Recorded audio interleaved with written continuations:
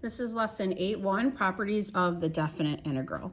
So it says, when thinking of the integral of f of x dx between a and b, to this point we have thought of our function as lying above the x-axis. That is that f of x was always positive, with a being less than b. In this case, we have seen that this represents the area lying beneath f of x above the x-axis and bounded on the left and right by the vertical lines x equals a and x equals b respectively. So then down here it says, however, what if our function f of x lies partially or entirely beneath the x-axis? So indeed, it's more precise to say that the integral of f of x dx represents the net signed area between f of x and the x-axis. That is that the integral counts area above the x-axis as positive while counting area beneath the x-axis as negative. So if we look at example 1, okay, I tried to highlight it for us. So in other words, say we had this curve and we wanted the integral from, 0 to 4. These are going to be counted as positive areas. This one below it is going to be a negative area. So that's kind of what it's talking about. So in other words, it would be given by you adding these two together and then subtracting away the part that's below. So in other words, when we look at this though, it says, why does this follow from the limit definition of the definite integral?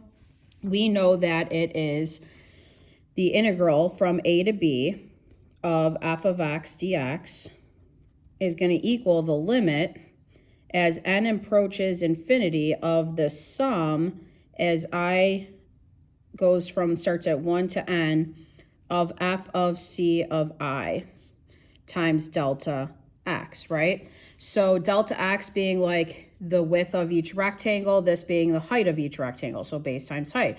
But this is for all the way to infinity or as far as you can go. So if we were to add in this height, so say it was f of, say f of 2.5. F of 2.5 in this picture, say it was negative a half. You would have to add that negative a half, right? So it would be negative a half times whatever the width is of your rectangle, say it's 1. So it would be negative a half times 1 would be negative a half. So you still are adding the sum of a negative area to the rest of it. So that's why it kind of still follows based off of our limit definition with the sum in there, okay? So then if you turn the page, it says, let's think about why each of the following properties of definite integrals are true. So it says, first off, this one. So these are all properties on this entire page. So what this is saying is when you go from a to a, they're telling you that the f of x dx would be 0. Well, think about it. You're not moving left or right at all. So there's no, you don't have any width to your rectangles.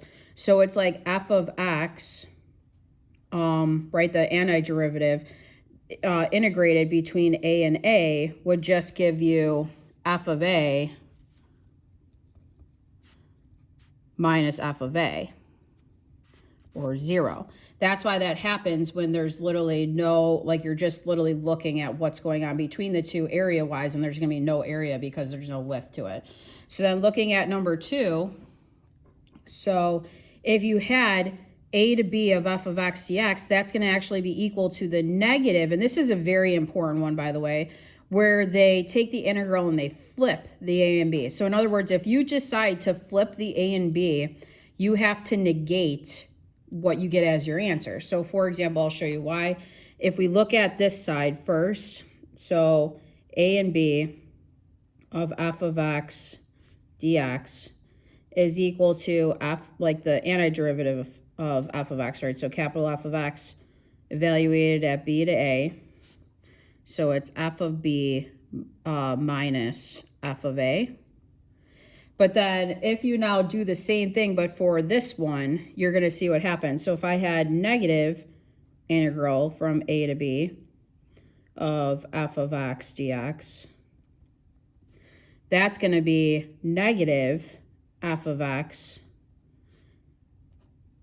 between a and b, which would really be negative f of a minus a negative f of b, which is really just, this is a positive f of b minus a. Okay, That's why this is a true statement, okay? Because of that negative sign, you end up having really a plus f of b and then minus f of a. So then 3 and 4 are kind of self-explanatory. It's the same thing that happens with limits and derivatives. So if you have a sum of two functions, you can split up the integrals or, or difference. When you guys have a constant, well, actually, it says if c is in the interval. So I'm going to actually draw a picture of this one. Oh, I'm sorry. I'm talking about 3. Sorry, I'm all over the place. So if there's a constant times a function within the integral sign, you're allowed to pull the constant out, just like we did when we did use substitution and stuff. That's just another one of our properties. So like jump into 5, it says if c is in the interval of a to b. So let's kind of draw that. So if you had a little graph and say you had a, b, and then there was some value c somewhere in here, okay? And then say your curve looks something like this. It says, if you were to kind of look at the area between A and B, that would actually be equal to you finding the area between A and C right here and adding it to the area between C and B right here, okay, of f of x. So that's what happens. So in other words, we use this one a lot too. So say we wanted to go from 0 to 10. We can go 0 to say 5 and then 5 to 10. You know what I mean? Just add those two areas together. So then for number 6, if f is continuous on AB and f of x is all positive, okay, so again, I'm going to just sketch this for you guys real quick. So we have A and B, and it's all positive, so it's all like above the axis. Then what we can conclude is that the area for f of x will always be positive because, again, it's above the x-axis because f is a positive function. Okay, so that's kind of what they're referring to when they say that this area would be positive. So then number 7 says if f of x was greater than g of x. So again, let's kind of sketch that out. So if I had A and B and I had, here's g of x, and then say f of x was greater than it, so it's above it. Okay, and you were looking at the integral between A and B, or the area. Obviously, if you look at the area of G, which would just be this, that's going to be smaller, right? It's less than the area of what f of x is because f of x is greater than it. So f of x would include this area plus all that area. So it would have like all of this in it and it would be bigger. Okay. All right. So then let's get to some like concrete examples. So looking at example 2, it says, suppose we have the integral between 3 and 10 of f of x dx is 6, and then from 3 to 7 of f of x dx is -4. They want us to find the integral of from 10 to 7. So if you notice, it's not 7 to 10, it's 10 to 7. So this is actually flipped on us. So this is what we're going to do. We're going to figure it out for, from, like, if you notice, we're starting at 3, and it looks like we're going up to 10. So we have two intervals happening. We have one that's happening from 3 to 7, one that's happening from 3 to 10, and then a 7 to 10 type deal. So I'm going to just set up a formula for this. I'm going to say that if I want to find from 7 to 10, I need to figure out, like using what I have, I'm going from 3 to 7, f of x dx. And if I add that to the integral going from 7 to 10 of f of x dx, that's going to equal my integral going from 3 all the way to 10 of f of x dx. So subbing in what I have, I know that from 3 to 7, the area is -4. I don't have, sorry, I don't know why this is shaking. Okay. I don't have this one. This is actually what I'm trying to find, so I'm just going to keep carrying it down. But I do have from 3 to 10 is 6. Okay, so I'm getting closer. So now if I solve that, I would just add 4 on both sides. And I would have the integral from 7 to 10 of f of x dx is equal to 10.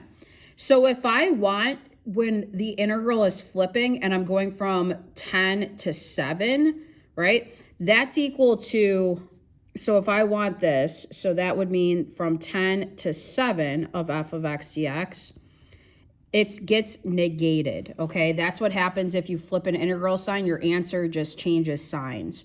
So the answer to that problem ends up being a 10. Okay, so then let's look at part B. So part B says, for the situation above, what would be the value from 7 to 10 of f of x plus 2 dx? Okay, now since this is just a constant being added, we can split this up. So we're going to say this is equal to, so it would be 7, 10 f of x dx plus from 10 to 7 of 2 dx. Okay, now we just found what this was. We just did it up here. It's negative 10.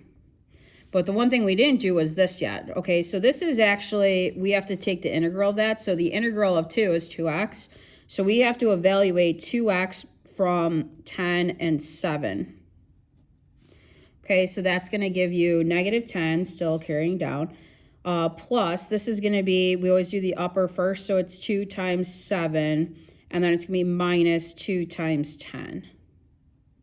So we end up getting negative 10 plus, this is 14 minus 20, or negative 10, this is going to be plus a negative 6, or your final answer would be negative 16. Okay, so then for example 3, it says, suppose that we have, okay, we got a lot going on. We got from negative 2 to 1 of f of x dx, the integral is 2. From 3 to 1, okay, so of the same function, like I'm going to highlight this for a second. This is all coming from 1 of f of x, right? So those go together. Then we have these two that are coming from g. So then I got, oh, I didn't even finish highlighting this. Okay, then I got this part is g and g. So this is coming from g, and this is coming from g. Okay, because it's kind of easy to think of it. So they want us to find the integral from negative 2 to 3 of 4 times f of x minus 5 times g of x. So carrying this down, I can pull the constant out. I can separate the subtraction symbol. So doing that, this is what I would have. I would carry the 4 out in front. I would have 4 times the integral from negative 2 to 3 of f of x dx minus, carry the 5 in front, 5 times the integral of negative 2 to 3 of g of x dx. Okay. Cool. So now I'm just going to figure out what I have going on here. So starting with the first one, I don't have f of x from negative 2 to 3. I have from negative 2 to 1, and then I have from 1 to 3. So this is a problem because I need it to be like the 1 here and the 3 here. I need to go from 1 to 3, not a 3 to 1, or else it's like backwards. So what this means is I can flip the numbers. So from 1 to 3 of f of x dx, that's just going to end up giving me the, I just negate the answer, or I change the sign. So that's going to actually be a positive 6. So kind of starting with this first part, this is going to be 4 times the integral from negative 2 to 1 of f of x dx plus from 1 to 3 of f of x dx. That's all what this is. So I'm going from negative 2 to 1, 1 to 3. So that all added together will be from negative 2 to 3, which is what I want. So on this side, I'm going to have 5. And then the same thing's it's kind of a different interval. This is going from, let's see, 0 to negative 2 doesn't work either. I got to change that. So I'm going to flip it to negative 2 to 0. I want the lower number here. So negative 2 to 0 of g of x dx is going to be a positive 5. So I want to go from negative 2 to 0, then 0 to 3. So it's going to be 5 times the integral of negative 2 to 0 of g of x dx plus 0 to 3 of g of x dx. There we go. Okay, so now it's just a sub and end game. So 4 times, this ends up being 2. This we found up here was 6, so it's 2 plus 6 minus 5 times, from negative 2 to 0 we said was 5. From 0 to 3 we said was 2. So this is 4 times 8 minus 5 times 7 or 32 minus 35, or a -3. Okay, nice. So last page. Okay, now this one's kind of unique. So I'm just gonna, let's break it down like how we were just doing. We're gonna separate some stuff. So it says use approximate formulas from geometry. So that's the thing that kind of threw me for a second. Appropriate formulas from geometry and the properties of definite integrals to evaluate this. So if we look at this, we're going to first off split this up with, like, we have an addition sign there, and then we have a constant in front. So what this is let's start with writing it as, it's the integral from -3 to 0 of, we have 2 dx plus the integral of -3 to 0 of 3 square root of 9 minus x squared dx. Okay, so all I did was separate the plus sign first. So this one I can easily evaluate. That's not an issue because we kind of just did that in the other problem. The integral of 2 is just 2x. So I want to evaluate that from -3 to 0. So I'm going to do f of 0 minus f of -3 on the antiderivative. Okay. On this side, though, I'm going to yank the 3 out. And then I'm just going to look at this. This is what he's kind of talking about on this. Okay. If you were to graph this right now, this is an equation of a half circle, the positive square root of 9 plus x squared. Because think about it, if you have like x squared plus y squared equals, say, 9, and you solve that for y, you would subtract x squared. You would get y squared is equal to 9 minus x squared, and then you would square root it, right? So it's kind of like a circle, but, and this, by the way, would be a circle with a radius of 3. So, right, because this is equal to r squared, if you guys think back to geometry. So what this looks like is we're only looking at the positive part of it. So if you look at it, what this actually looks like is it's going from 3 to -3, and it looks like this. And you guys can actually plug it in your calculator right now and look at it, but that's like what you have going on. So we know that an integral just represents the area of whatever this is between -3 and 0. So what we have to do is just find the area between -3 and 0, which would be here, or find the area of this part right here, okay? Now, in relationship to the circle, you guys can kind of tell that that's only 1/4 of the whole thing. So the area formula of a circle is pi r squared. So the area that I'm going to use, though, is 1/4 pi r squared. So the area of this thing would be 1/4 pi. My radius is just, so this radius right here of the circle is 3 squared. So you end up getting 9/4 pi is this integral, okay? That's what this integral ends up equaling, which is kind of cool that you can just do it if you know that this is what a circle looks like. Okay, so if I keep going then, this is going to be, I'm going to have 2 times 0 minus 2 times a -3. That's the front part. This is going to be 3 times that area I found. So 9/4 pi. So then this ends up giving you, this is 0 plus 6, or 6 plus 3 times 9 is 27 over 4 pi. And that's the answer. Okay, so definitely unique, kind of cool, I think, because again, it's just, you guys just have to always remember that that integral is just area. So it's just a way that you can kind of apply geometry to it. So then for example 5, it says, consider the graph of the following function f of x. So this is the same one from the opening exercise. It says, suppose that the areas of red shaded areas are 9 and 4 to the left and right respectively, while the blue shaded area has an area of 3. So let's just label that. So this area is 9. This area they're saying is 3. So we're kind of thinking of it as -3 because it's below the x-axis. And then this area is 4, okay? Because again, don't forget, we're counting area below as a negative. So for the first one, it says, what is the value of the integral between 0 and 3? Okay, So we know that this is equal to the integral from, now we know this part from 0 to 2 is 9. So it's the integral from 0 to 2 of f of x dx. And then we're going to add that to the integral from 2 to 3 of f of x dx. So this integral, or this area we just said was 9.